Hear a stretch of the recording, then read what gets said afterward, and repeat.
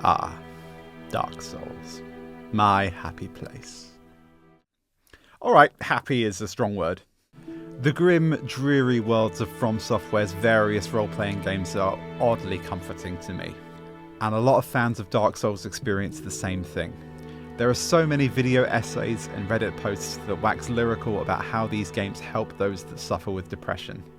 With its minimal tutorials and punishing combat. At least for the time. Looking at you, Sekiro. Triumph seems all but impossible, but with every setback, you learn your foe, strategize, adapt, and overcome. For me, the tone of Firelink Shrine and the early parts of the game are so comforting because they perfectly encapsulate what it feels like to be in the throes of a depressive episode. Here, the world is exactly as lonely and hopeless as you tell yourself it is in real life. And also, look at that sky, it's basically England. The lighting, the crestfallen warrior, and the environment all play their part, but the music does so much heavy lifting, and it starts well before your first death.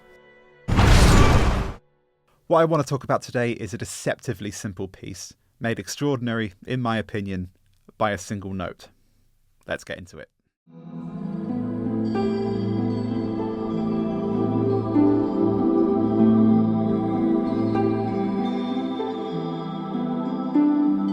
Dark Souls soundtrack is credited to prolific Japanese composer Motoi Sakuraba, who scored the entire trilogy of games. However, there isn't a general consensus online as to what this piece is even called. Most releases of the soundtrack omit the song entirely, and it's often accredited to Sakuraba. But if this source can be trusted, this Japanese pressing features the song and lists the composer as Yuji Takanouchi. Its omission from other soundtracks further points to Sakuraba not having the publishing rights. Whatever the origin, A Moment's Peace is the perfect title for this song. It's the most serenity you'll experience until the credits roll. It's the calm before the storm. So what makes this piece special? One of the cornerstones of music is rhythm. In diatonic music, music largely written in a single key, there are just 7 notes in a standard Western scale. It's rhythmic complexity that gives us countless possibilities. With that said, I never thought I'd be singing the praises of a song written entirely in relentless 8 notes, or quavers where I'm from. Remove the pitch and it looks like this.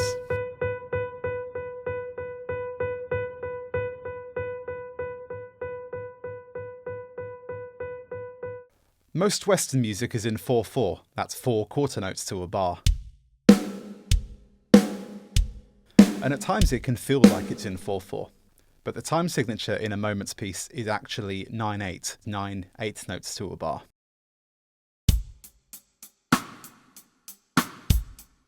Nine eight isn't anything revolutionary. It's been around in Europe since at least the medieval period.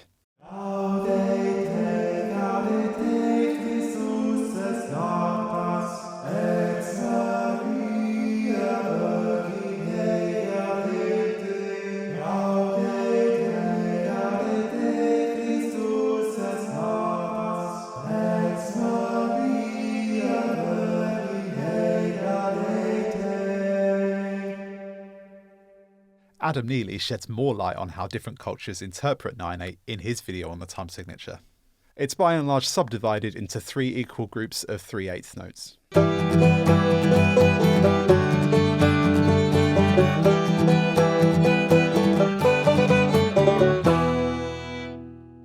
Here's what the melody would sound like in 4/4.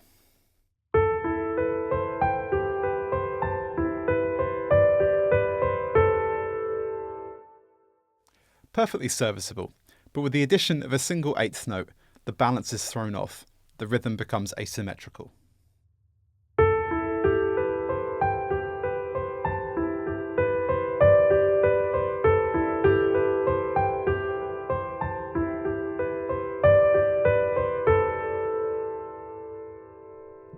Dark Souls is set in a world out of balance with itself. The ages of light and dark, like the seasons in Game of Thrones, they can last for generations. Through a sacrifice of souls, the Age of Fire has been unnaturally prolonged, perverting the course of nature and corrupting the land. And so even in this serene moment, the rhythm feels off. Instead of 3 sets of 8th notes providing a steady pulse, and extra ones being added just to unsettle the listener. The notes here don't precisely establish a key. We know it's A minor, there's an A in the bass, and there's a C in the melody, which makes it A minor.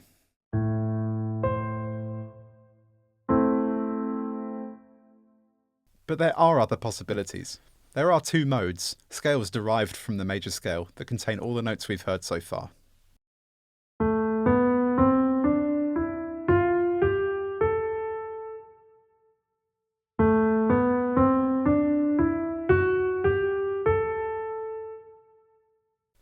In practical use, each of these modes has a sonic characteristic that is easily identifiable when the intervals are played over a drone.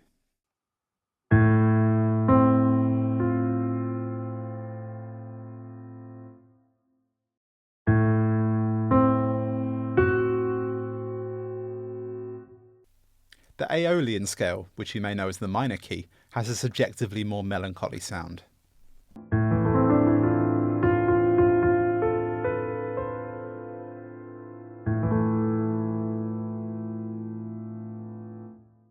Whereas the Dorian mode is often a more uplifting sound.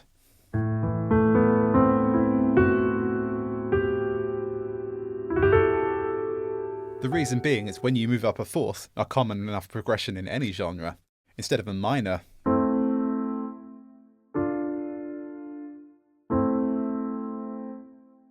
you have a major chord.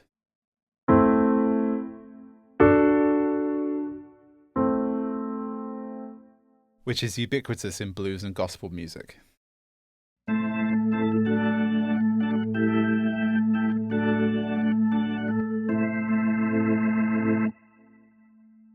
By initially omitting either an F or an F sharp, we have a harmonic ambiguity. I don't know if there's a fancy academical term for it, but I call it harmonic edging. When we get that F in the bass, we have closure. We are 100% in A Aeolian.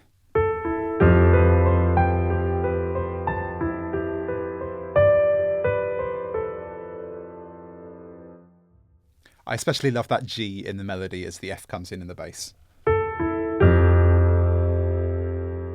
It exploits a phenomenon of stacking fifth harmonies, fifth being the most consonant interval. And when you stack two of them, if you stack 7 of these in a row, you get all the notes of the A Aeolian scale.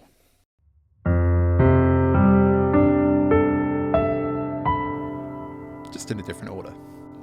As each chord is introduced, it's allowed to fade out, creating this sense of timeless negative space, exposing the melody and once again reintroducing the implied A minor tonality. The difficulty in writing for character creators is the music not becoming tedious due to the inordinate amount of times players can spend there. Lovingly sculpting an original character, memeing Shrek, or getting as close to their own likeness as possible. We eventually get a new melody, staying in the same key but moving everything down to the D minor position, spicing things up when things are getting stale.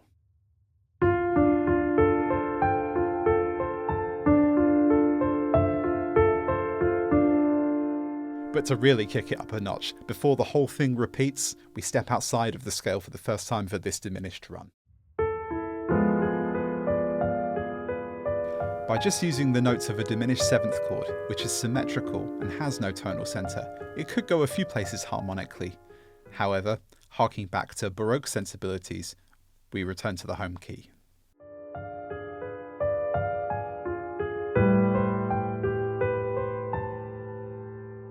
There we have it, a wonderfully evocative piece using just a few simple ingredients. If you'll indulge me, I'd like to see where we can take this piece if we use modern instrumentation and playing over this 9/8 beat.